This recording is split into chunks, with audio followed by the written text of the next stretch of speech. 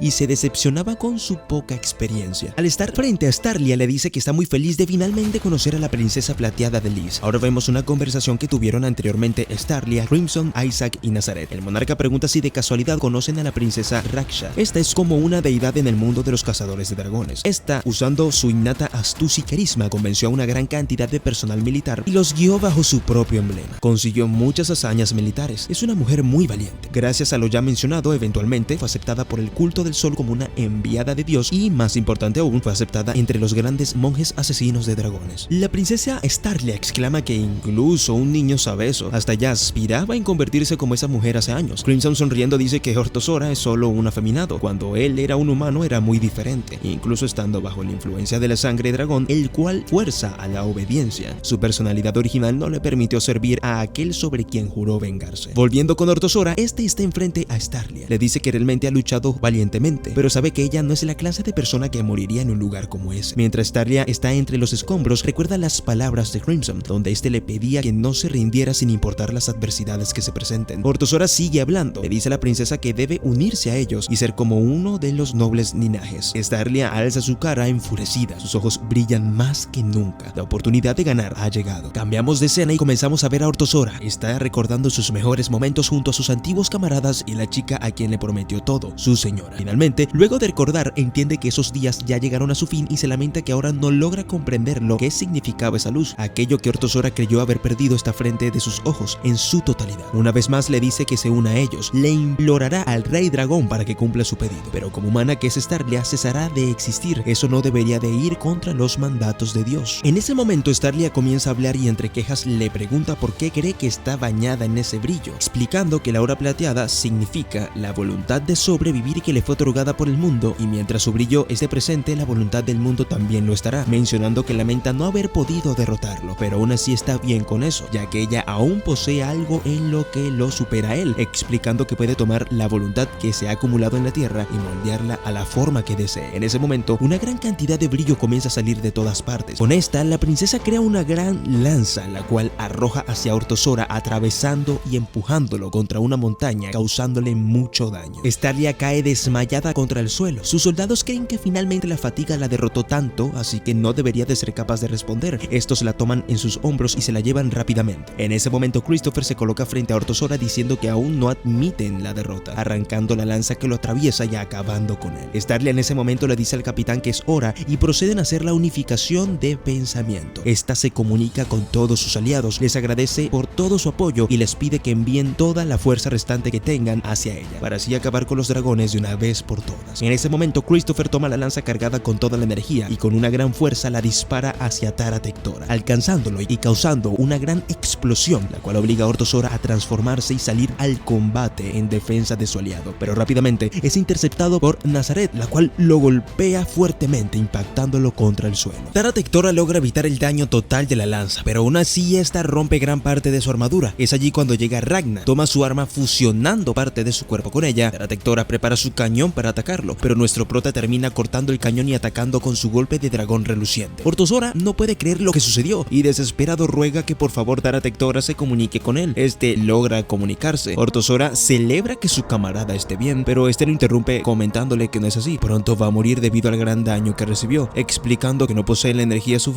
para curar sus heridas y disculpándose por acabar en ese estado. Orthosora se rehúsa a perder a su amigo y comienza a culparse por todo lo sucedido. Este lo interrumpe, le aclara que no importa de quién es la culpa, lo que importa ahora es cómo conseguir la victoria. A pesar que él siempre lo llamaba su camarada todo este tiempo, lo consideró como su más preciado amigo y espera que algún día lo disculpe por eso. Taratectora le menciona que el comando de guerra queda sobre él y espera sus órdenes. Orthosora le ordena realizar un ataque suicida y usar su propia vida para acabar con todos los enemigos. Este acepta la orden y se despide de su querido amigo. Orthosora rápidamente se levanta y se aleja del sitio, y justo cuando comienza la explosión nuestro prota entra en acción lanzando una gran ráfaga de aura plateada, creando como un escudo para luchar contra la autodestrucción de Taratectora. Christopher pregunta qué fue esa luz. Starlia explica que Taratectora intenta autodestruirse mientras el prota lucha contra él. Si Ragna pierde, todo el perímetro alrededor desaparecerá de la faz de la tierra. No hay más salida. Su destino y el de sus vidas está en las manos de nuestro prota. Mientras tanto, vemos que Ragna está luchando por mantenerse en combate, ya que por la onda de la explosión está siendo arrastrado y aún no logra congelarlo lo suficientemente rápido. Cuando este planea usar un poco más de fuerza, vemos que su espada se quiebra por completo, pero Slime lo abraza y le pide que, como basura humana que es, se mantenga firme, ya que si pierde, terminará como un slime rostizado. Volvemos con la princesa, la cual angustiada piensa que Ragna está perdiendo la batalla, pero de pronto siente como si estuviera reteniendo parte de su poder y se pregunta por qué está pasando eso. Luego, con vergüenza, esta recuerda que es por culpa de su espada y comienza a golpear su cabeza contra el suelo, comentando que cada vez se vuelve más y más humillante, explicando que ella comandaba a más de 200 hombres. Ese número fue disminuyendo día a día. Todos obedecieron sus órdenes sin ningún temor a morir, pero eventualmente murieron. En este momento, ellos están siendo acechados por varias docenas de dragones, pero a pesar de eso, Starlia menciona que no se puede quedar de brazos cruzados, aunque bueno, ella no tiene brazos. Mientras el hombre del que se enamoró está intentando salvarlos, así que les encarga el cuidado de la casa a su equipo y esta comienza a ayudar a Ragna en batalla, mencionando que él no perderá ya que ella y su equipo lo apoyarán y están de su lado pidiéndole que deje salir todo su poder mientras esta mejora su espada. Mientras tanto, vemos al resto de aliados los cuales intentan proteger a la princesa y a los magos que están protegiendo el círculo mágico. Ragna menciona que al momento de mejorar su espada sintió como algo fluyó dentro de él a través de la mano de la princesa. Una incontable cantidad de recuerdos de gente viviendo, luchando, muriendo. Esos recuerdos conectaron con él, lo cual potenció mucho más sus poderes y junto a la princesa lanzan un gran ataque en forma de rayo. Este logra impactar más, sin embargo parece que de alguna forma Taratectora está redirigiendo el radio de explosión hacia ellos. Starlia sorprendida piensa en que a pesar de estar muerto se rehúsa a darse por vencido. Luego se contradice recordando que es un dragón explosivo y además puso su vida en riesgo después de todo, así que es lógico que sea algo fácil. Nuestro prota bastante serio dice que aún no ha perdido, mencionando si acepta que no puede hacerlo solo, lo haría alguien más débil. Este se gira y le dice a la princesa que así era como solía pensar que sería luchar juntos. Este le pide que ella sea su piedra de afilar para su espada, ya que quiere atacar con toda su fuerza. Ragna activa un arte de batalla de aura plateada y la princesa le envía múltiples beneficios de forma que este se restaura por completo y golpea su espada con toda su fuerza, lanzándola como un proyectil, causando una tremenda explosión la cual congela todo a su paso y deja atónitos a todos, incluyendo al mismísimo Orthosora. En ese momento, a espaldas de nuestro prota se encuentra la princesa, la cual logra ver a su Ragna del futuro y comienza a llorar. Nuestro prota se da vuelta y le pregunta si está llorando. Esta responde exaltada que solo está irritada y pregunta si se supone que toda su fuerza proviene de allí y se niega a aceptar que para él todo simplemente termina en soledad. Nuestro prota la ve fijamente y le agradece. La princesa le pregunta a qué se refiere y él menciona que el hecho de que ella conozca a su yo del futuro lo hace feliz. Starlia, sonrojada, le grita que quienes deberían agradecer son ellos, ya que no hubiesen ganado la batalla sin su ayuda. Además, ese último ataque estuvo muy genial. Nuestro prota se sonroja y Starlia en su mente menciona que se sintió tan nerviosa que dijo algunas cosas innecesarias y reconoce que es hora de dar un paseo más adelante, así que se acerca al prota y le propone que a partir de ahora se vaya con ella, asegurándole que se encargará que su futuro no termine de esa forma. Esta muy avergonzada se da la vuelta diciéndole que se asegure de considerar la oferta, aunque de igual forma no aceptará un no como respuesta. Se despide de él y le menciona que estará esperándolo en el destino del teletransportador. Ya una vez sin la princesa, nuestro prota la ve irse mientras dice que de verdad ella es una persona deslumbrante. Este le agradece y espera que ambos puedan sobrevivir juntos, mientras que en su mente piensa que al parecer después de todo sí había salvación. Pero de pronto, en ese momento, Ragna y Starlia caen al suelo desmayándose de la fatiga tras la batalla. Finalmente, Starlia despierta y ve a sus aliados feliz de que esté bien. Estos, muy contentos, comienzan a decirle que ha terminado la batalla. Por otro lado, los magos comienzan a gritar y celebrar que el círculo mágico ya fue restaurado. Fu decide actuar inmediatamente y activar la teletransportación mágica. En ese momento, Slime despierta a nuestro prota para decirle que no se olvide que estará en deuda con él para toda la vida y menciona que el amo Crimson lo elogiará por su gran esfuerzo. Nuestro prota de forma sarcástica le dice que el pequeño fue la estrella del show. En ese momento, nuestro prota comienza a brillar. El pequeño le pregunta por qué hace eso. Este le responde que de seguro es la teletransportación y se alegra que todo haya salido bien. Repentinamente aparece Wolte Kamui entre todos ellos y este le corta la cabeza a Starlia y acaba con una de las pequeñas gemelas. Seguido de eso provoca una gran explosión la cual hace volar a todos. Este vuelve a poner la cabeza a Starlia en su cuerpo y le pregunta al prota si le recuerda cuántos segundos le quedaban. Nuestro prota queda completamente en shock, a lo que este responde que ya no importa, es hora de comenzar la fiesta. Nuestro prota, aún sin poder moverse, es golpeado por Kamui, el cual le grita que no lo vea con esa expresión de estoy muy enojado. Este se acerca a Ragna y le pregunta si acaso ya se quedó sin energías, agregando que necesitará superar sus límites y sacar algo más de fuerza si quiere hacer valer su tiempo, ordenándole que considere este como el último momento de su vida y lo enfrente con todo lo que tiene. Cambiamos de escena y Nephilim se alerta porque justo Wolte Kamui acaba de irse. Artemisia dice que es así y menciona que parece ser que se dirigió al campo de batalla y le asegura que no hay nada de qué preocuparse. Esta comienza a temblar mientras comenta que recuerda lo terrorífico que es el enemigo, pero se calma y dice que aún así está bien, ya que no hay manera de que Kamui sea derrotado por alguien como nuestro prota. Quedan 9 segundos antes de que comience la teletransportación. El Rey de las Garras fue conocido por no tener familiares directos de sangre. Su mayor sueño era encontrar a alguien que le agradara y con orgullo le enseñaría sus artes marciales, y sin importarle si esa persona estaba relacionada a él o era de otro clan. Una vez que sus pupilos llegaban a un nivel satisfactorio de habilidad, los recompensaría con una espada demoníaca a cada uno de ellos. Los colmillos gemelos y las 6 garras eran los 8 espadas demoníacas más fuertes y poderosas del mundo. Aquellos que las poseían eran conocidos como los familiares directos de la garra, un grupo unido no por lazos de sangre sino por artes marciales y estas peculiares pero muy poderosas espadas. Inesperadamente uno de ellos fue asesinado y su espada fue saqueada por un bandido. Ese bandido era Wolte Kamui cuando aún era un simple humano. Cuando se encontraban siendo custodiados en la base militar de Lis, Crimson habló con Ragna y le hizo saber que nadie debería luchar por su propia voluntad contra ese monstruo. Es más que un simple demente. Incluso cuando Wolte era un humano, no era considerado como tal, más bien era un prodigio de violencia que podía subyugar a un artista marcial aún así fuera de primera clase. Ese monstruo es ni más ni menos que un dragón de segunda clase. El monarca le aconseja al prota que, en lugar de usar estrategias para superarlo en combate, tiene que usar estrategias para huir de él. De no ser así, si no tiene otra opción más que luchar contra esa cosa, entonces le pide que se asegure de hacerlo luego de que Artemisia muera. Volviendo al presente, mientras el prota está luchando contra Wolte Kamui, se pregunta si acaso Crimson lo había advertido acerca de algo, pero simplemente lo olvidó. En menos de una milésima de segundo, Ragna recibe muchos golpes. Es como una tormenta de furia y violencia. Ni siquiera logra cubrirse. En un momento están ambos con el mismo ritmo y chocan sus frentes. Es tanta la onda del golpe y el poder que el territorio comienza a destruirse debido a la explosión del enfrentamiento, literalmente. Ragna parece llevar la delantera y con un golpe sólido de su puño le vuela la cabeza a Wolte, pero del cuerpo de este salen rayos que empujan al prota al cielo. Sin notarlo, Wolte está detrás de él, con otra forma física. Todo es tan rápido. Apenas han pasado casi 3 segundos desde que inició la pelea. Wolte de una patada manda a volar a Ragna y antes de llegar al otro extremo del campo de batalla, Kamui ya estaba detrás de él esperándolo con otro golpe mortal. El prota crea una esfera de aura plateada y cuando intenta volarle la cabeza a Kamui, este simplemente la esquiva. Más explosiones ocurren. Wolte se aleja pero se dirige de nuevo hacia Ragna. Este último lo espera con su brazo filoso, pero Kamui lo nota y decide detenerse para sonreír. Quedan 5 segundos. Wolte se lanza sobre el prota y este con su brazo filoso le corta la cabeza y un brazo. El prota, aprovechando esto, se lanza de nuevo, pero Wolte usa su estilo de garra trueno, divisor de cielos. El prota con este ataque terminó al otro lado del campo con muchas heridas. Su cuerpo no responde. Quedan 3 segundos. Wolte, muy decepcionado, se dirige hacia él caminando muy tranquilo. Le pregunta si eso es todo. Este cree que todo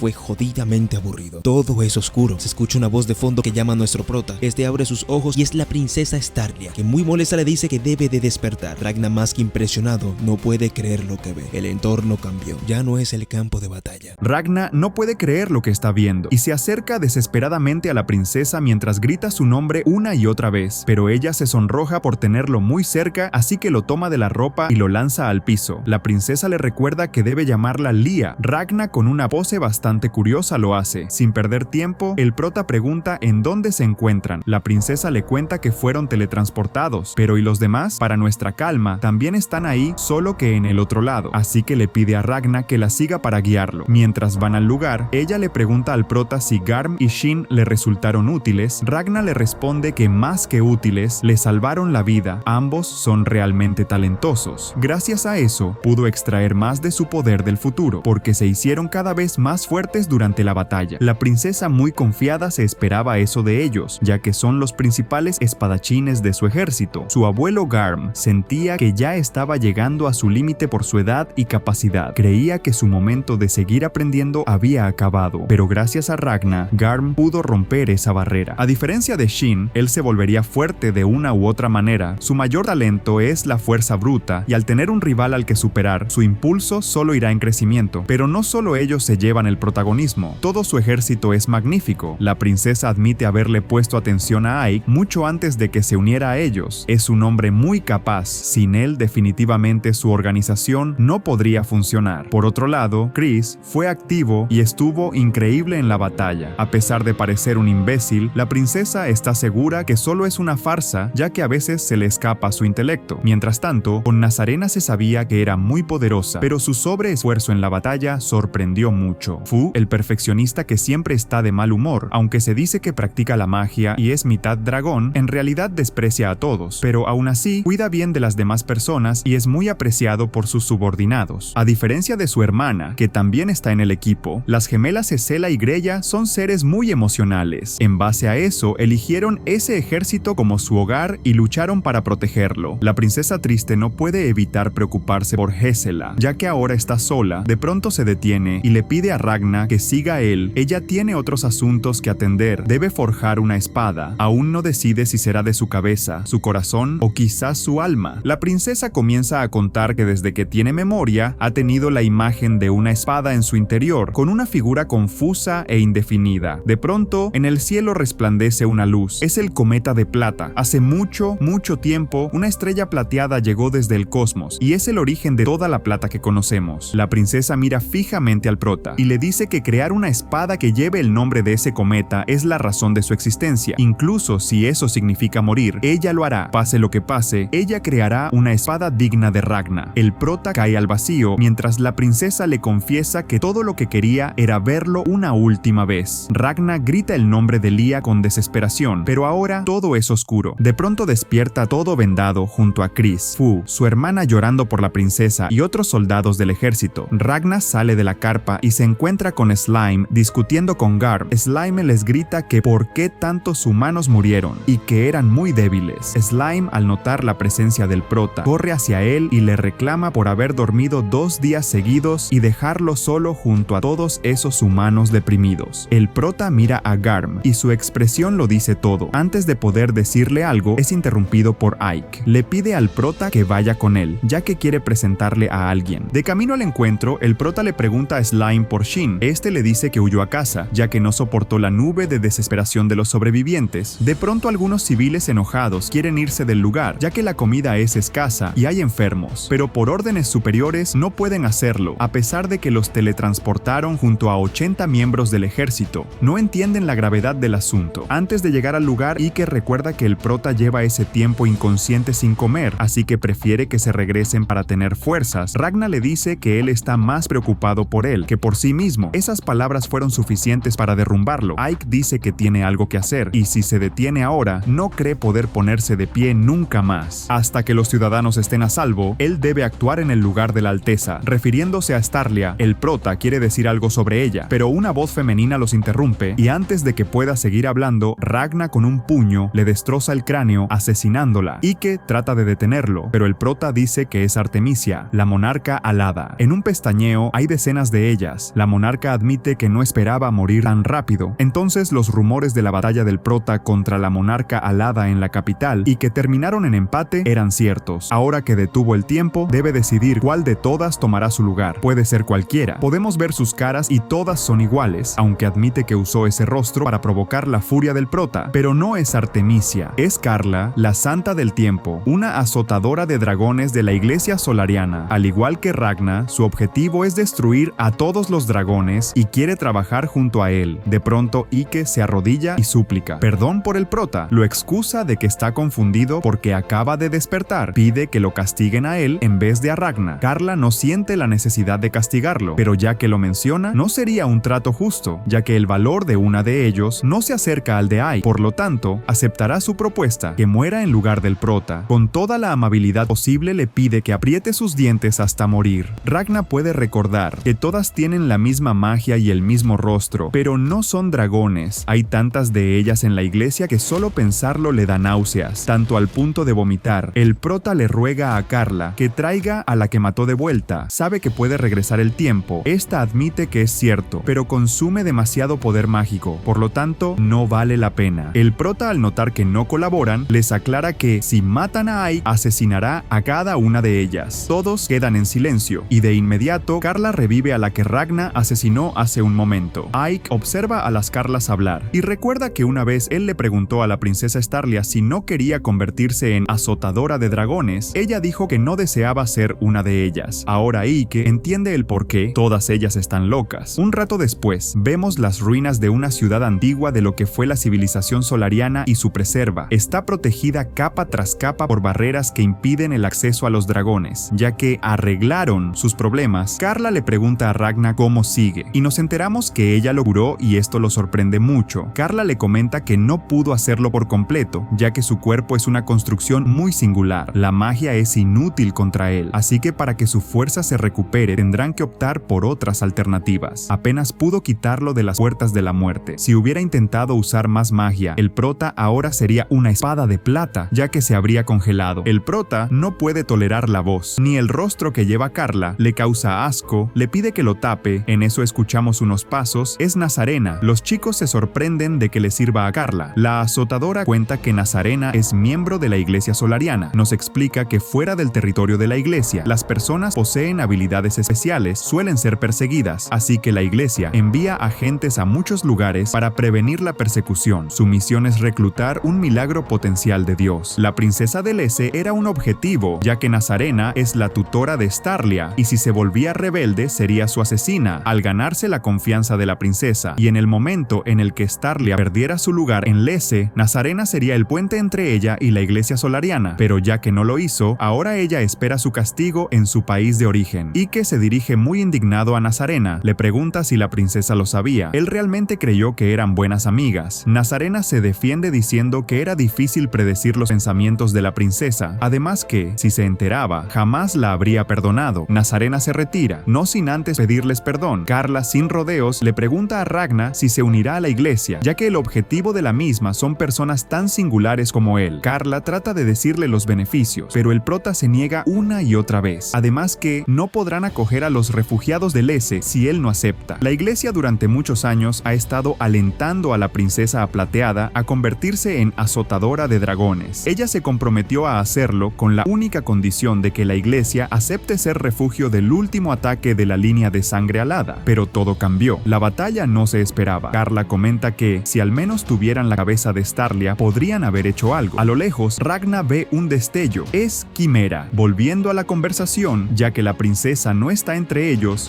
no acogerán a los refugiados a menos que Ragna se una a ellos. El prota se siente indignado. ¿Cómo es posible que la iglesia pudo prevenir el desastre que ocurrió? Si tan solo ellos hubieran intervenido, los daños secundarios serían mínimos. Carla explica que la iglesia valora a las personas por sus logros, y si bien Starlia era una candidata, ella debió haber mostrado pruebas de que lo merecía, pero no pudo hacerlo, a diferencia del prota. Carla cree que simplemente es la voluntad de Dios. Ragna, lleno de rabia, no puede aceptar esa estupidez y con un golpe destruye la mesa, gritando pregunta ¿por qué? Si es tan simple y ellos son tan poderosos. ¿Por qué simplemente no bajan, destruyen a los dragones? El prota mira fijamente a Carla y casi que le ordena que acoja a los sobrevivientes. La azotadora le pregunta cómo le pagará a la iglesia. El prota muy seguro le dice que casará a la monarca alada y sin decir más se marcha. Ike trata de detenerlo y le pregunta a dónde va. El prota le dice que va a cagar. Tras caminar por un rato junto a Slime, llegan a un edificio. Slime no cree que así se vea un baño, pero de pronto percibe el olor familiar y salta de la emoción, ya que se trata de su amo, Crimson. Este con una llave le dice al prota que lo va a reparar. Nos encontramos en una base secreta en la luna. El prota está totalmente curado. Luego todos se reúnen para hablar sobre la muerte de la princesa Plateada. Ragna contradice a Crimson diciendo que Starlia no está muerta. A pesar de la derrota de Lese, Crimson no perderá tiempo lamentando las pérdidas, así que van a preparar una nueva fuerza de combate combate centrada en el prota. Dentro de 3 años darán el próximo movimiento, ya que en ese momento se completará la cámara del globo. El prota interrumpe la explicación de Crimson. Dice que aún no han acabado con Artemisia. El amo lo sabe, pero las probabilidades de ganar son bajas y lo ideal es una victoria asegurada. Ragna no quiere esperar. Crimson le dice que, aunque gane eso, no traerá a Starlia de regreso. El prota le repite una vez más que Lía no está muerta. Crimson no puede creerlo, ya que le cortaron la cabeza. El prota sigue insistiendo que sigue viva. Él puede sentirlo. Explica que al final de la batalla él y Lía se conectaron a través de sus auras y aún siente esa conexión a pesar de estar en la luna. Recordando ese momento, Wolte Kamui, después de cortarle la cabeza, la puso casi al instante de nuevo en su cuerpo y se pegó como un imán. Para Crimson, eso no son suficientes pruebas. Cree que solo son ilusiones de Ragna, y aun si así lo fueran, él no puede vencer ni a Wolte ni a Artemisia. Tienen la magia de control de tiempo y fuerza bruta de su lado. Seguirán el plan, una unidad de combate centrada y hecha con la plata de Ragna. Será la fuerza definitiva que acabará con los dragones. Crimson no puede negar que, si Starlia fuera miembro, sin duda sería una gran ventaja, pero no es el caso, y por eso hay que seguir un plan seguro. Crimson le recuerda al prota que él prometió destruir a los dragones junto a él, no con Lía. Ragna le recuerda que está maldito, siempre es el último sobreviviente en el campo de batalla. Crimson cree que solo es mera suerte y algún día se acabará. Eso no lo va a parar. En un momento escucha la voz de Leonica. Eso lo hace sonreír. Más allá de querer vengarse, él solo quiere que sus seres queridos sobrevivan junto a él. Así que el prota le pide a Crimson que lo deje ir a la tierra. Aún después de la desgracia de la batalla, él quiere arriesgarse. Crimson le grita que se arrepentirá. El prota, antes de poder tocar el portal, comienza a sentirse muy mal. Recordemos que él tomó un veneno que actuará cuando él deje de seguir las órdenes de Crimson. Sin más, Ragna cae al piso. Crimson se siente decepcionado. Los chicos le preguntaron si realmente el prota murió, pero no dice nada. De igual manera, lo único que necesitaba de Ragna son sus artes de batalla plateada para crear su ejército. Puede usar su cuerpo para recrear esa habilidad en otra persona, aprovechando que hay un poco de su sangre en Ragna. Tiene una idea en mente. Mientras Crimson se ríe a carcajadas, el prota se pone de pie como si nada. Este dice que cuando le dijo que moriría, se lo creyó. No sabía que solo era una broma. El amo atónito le pregunta por qué aún sigue vivo. Si el veneno eran nanomáquinas destructoras sin rastro de magia, tuvo que haber sido una muerte insofacta. Crimson está realmente furioso, al punto que sorprende a sus discípulos. Normalmente está en sus cabales. Le pregunta una y otra vez por qué está vivo. El prota, para calmarlo, lo golpea, pero usó mucha fuerza y salió girando. Ragna se disculpa por haber roto su juramento y aprovecha para preguntarle a Crimson algo que le ha generado duda desde hace mucho tiempo. Recuerda un sueño que tuvo. Fue el día donde su versión del futuro conoció a Crimson. Al decir eso, Quimera saltó sobre él, pero el prota fácilmente la esquivó. Él sigue hablando. Dice que en el momento en el que se conocieron lo mató sin pensarlo, pero desde ese instante ha tenido una duda, porque su cuerpo no tiene corazón. Quimera una vez más trata de detener al prota, pero este sigue hablando. Se supone que Crimson está maldito. Entonces, ¿dónde está su corazón? Si unos simples mortales como el ejército del S arriesgan su vida, ¿por qué un ser maldito como Crimson no arriesga nada? Solo habla de lo que hay que hacer en el futuro. ¿Cómo espera erradicar al enemigo si no es capaz de sacrificar y mucho menos actuar ahora? Quimera evolucionada quiere atacar al prota, pero el amo le ordena que se detenga. Le dice a Ragna que es suficiente, que haga lo que quiera. Este, sin dudarlo, camina hacia el portal. Crimson saca un arma y hace la suicidación para tener un cuerpo menos hecho verga. Sus discípulos le preguntan qué hará y solo dice que irá a dormir. Slime no puede evitar echarse a llorar por lo que acaba de pasar. En la tierra, el prota se encuentra con los chicos, aún con secuelas de la batalla. Están preparados para rescatar a la comandante, refiriéndose a Starlia. Notamos que Chris ahora tiene una prótesis en su brazo derecho y puede moverlo al igual que la princesa. Ahora vemos a Wolte Kamui frente. Le pregunta a alguien por cuánto tiempo va a fingir dormir y es ni más ni menos que Starlia. Está viva. Ella pregunta la misma duda que todos tenemos. ¿Cómo es que está viva? Wolte le dice que, al cortar una cabeza y conectarla con su cuerpo al instante, se vuelve a pegar de inmediato. Kamui la toma del cabello y le muestra una marca que tiene en su cuello. Le dice que no cante victoria, no está fuera de peligro. Si Ragna o cualquiera de su ejército se acerca a ella o si sale de la capital, el veneno se activará instantáneamente y la matará. Wolte de la nada comienza a congelarse y antes de que sea mortal, crea otro cuerpo. Kamui acepta que Ragna es un bastardo tenaz. Es la única razón por la cual Starlia está viva, ya que es la carnada para reencontrarse con su rival. Le parece increíble cómo el prota devolvió más fuerte para detener la autodestrucción de Taratectora, Volte le ordena a la princesa que cree una espada para él y para Ragna, una que pueda tocar sin congelarse. La tiempo límite es hasta cuando el prota pise la capital. Ahora vemos a Artemisia orando y es interrumpida por Borgius y su nuevo cuerpo. Aún no se acostumbra a tener piernas y brazos propios. Hablan sobre Oltosora. Están muy preocupados. Es poco probable que recupere la cordura a menos que vengue la muerte de Taratectora, pero aún después de eso no están seguros. De pronto la luz del sol desaparece, así que Borgius se acerca a Nebulim para saber qué está pasando. Este le pide al sensei que se calme, ya que lo hizo él. Está aprovechando ese espacio que dejó un superior al lado. Fue creado por la manipulación tanto del espacio como del tiempo. A medida que el cuerpo de Nebulim se ha desarrollado, se ha vuelto más sensible a esas ondas. Con su nueva capacidad analizó de nuevo el lugar y creó una barrera que simula una noche interminable alrededor de la capital. Borgius, más que molesto, está impresionado por el poder y talento de Nebulim. Se siente aliviado de dejar en buenas manos a Artemisia. Nebulim se siente triste. Borgius sabe que estará bien, a diferencia del monarca anterior, o sea Crimson, que era frío e indiferente con sus discípulos. Artemisia es totalmente lo contrario. Ella lloraría sangre por los suyos. Ahora vemos a Kamui. Está extasiado por pelear con el prota. Walte se ha ganado la vida matando. Su propia madre murió electrocutada al darlo a luz. Todos a su alrededor trataron de matarlo o capturarlo. Los mató a todos, incluyendo personas, dragones. Comió de ellos y así pudo obtener lo que necesitaba al punto de matar al mayor de los rangos. Él creyó que había llegado a su tope, pero vaya que estaba equivocado. Conocer a Ragna le demostró lo contrario. Está fascinado con su fuerza, una fuerza diferente a la suya. Por otro lado, Starlia ya no teme a la muerte. Teme no cumplir su promesa, la espada del prota. Quiere apoyarlo aún después de su partida. Mientras tanto, los chicos del S están manos a la obra con el portal. Fu hace lo posible para que esté listo, pero necesita más magia. Carla puede proporcionarle, pero a cambio de algo, y eso es la fórmula del círculo mágico y sangre de Fu. Claro que tiene dudas de si resultará su plan. Ragna muy seguro dice que saldrán victoriosos. Volvemos con Crimson, que trata de dormir. Quimera le pregunta por cuánto tiempo estará de mal humor. Este dice que el prota es un mediocre que solo pone su vida en riesgo. Cambian el tema. Quimera le informa que Borgius decidió sacrificarse, así que son los últimos del antiguo linaje. Después de esa conversación, Crimson tomó una decisión. Les ordena a sus subordinados que se preparen para el combate. Acabarán con Artemisia. Los chicos del S se reúnen para analizar el estado actual de la capital. Hace unas 5 horas Nazarena fue a la Cuidad y para su sorpresa todos los ciudadanos están muertos. Hay un árbol gigante que está absorbiendo los nutrientes de sus venas. Tanto el distrito antiguo como el nuevo solo se resumen en escombros, pero en el distrito del palacio convenientemente no sufrieron daños. Además que Nazarena sintió un aumento de plata en esa área, pudo observar con sus propios ojos que era la luz de restricciones encarnadas. Es más que una certeza que Starlia se encuentra ahí. Al decir eso, todos los soldados gritan de emoción. Aike sigue hablando. Comenta que también creen que ahí está la monarca alada, o sea, Artemisia. El objetivo de esa operación es rescatar a la comandante y matar a la monarca. Aike, aún sabiendo que sus círculos de teletransportación seguramente ya fueron descubiertos, está consciente de que hay una gran probabilidad de que sea una trampa, pero todos saben a lo que se enfrentan y no cree necesario decirlo. Independientemente de lo que pase, el ejército del S debe irse. Si no ganan esa lucha, no tendrán un lugar a donde ir. Carla se pone al frente para comentar que quedan 4 dragones superiores. Sin embargo, no es necesario derrotarlos a todos, ya que si matan directamente a Artemisia, el corazón del linaje y los dragones superiores morirán al instante, ya que son sus extremidades. El prota de fondo dice que se encargará de Wolte Kamui mientras lo mantenga ocupado. Los demás podrán atacar a la monarca. Chris le dice a Gisela que no debería ir, ya que no está en las condiciones. Y es irónico que diga eso, ya que, bueno, le falta un brazo. La pequeña lo interrumpe